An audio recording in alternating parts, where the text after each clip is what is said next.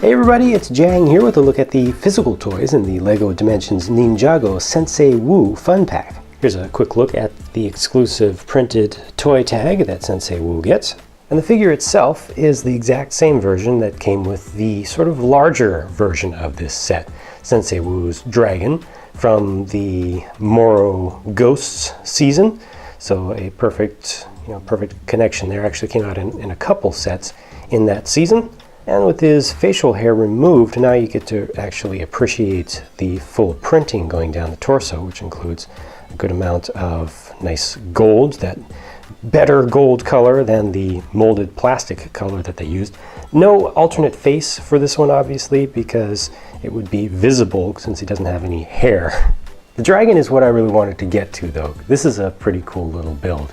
A very high parts count for its size, and it makes sense because it's tough to pull off small little details in such a small space, so they make use of a lot of 1x1 based pieces in here. You see the legs that hang down in the back and then the legs up in the front. I am just most especially satisfied that they included a white croissant piece, because they used those in the full-sized Sensei Wu dragon, and I thought it was a really cool use of parts there.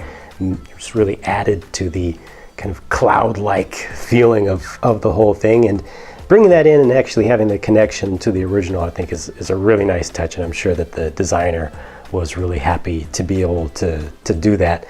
The tail on this one doesn't look that great just because of the steer horn having to be attached to a clip, which has to be attached to another part, so it gets kind of stepped right there. But if you look at this from the top, the wings actually spread out pretty nicely, and you can adjust the angles of those if you want to. You can bring those out a bit farther like that. You can also adjust kind of these parts of wings back here, but the intention is that this is all supposed to be wing surface. But it's nice to have that little bit of articulation in such a small little model. You can also move the head up and down a bit, and you can repose the legs just a little bit as well. So for such a small little thing, I think this is really, really nicely done, and it was fun to put together, and it's fun just to look at it.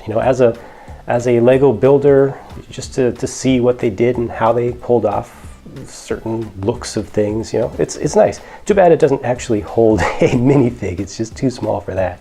In game, the scale and build are pretty much identical, so that's really nice. I'm glad they didn't completely change it out. Now check this out, a rebuild which does use a lot of the same techniques here, but they change up the look a bit, especially with the wings, the golden fire dragon they call this one. And see, they do actually end up putting Sensei Wu onto the dragon, but I think they just kind of fudge it just a little bit of how he gets connected on there. And then here's the final upgrade version, which has an interesting head. I actually like the head on this one the best of all of them.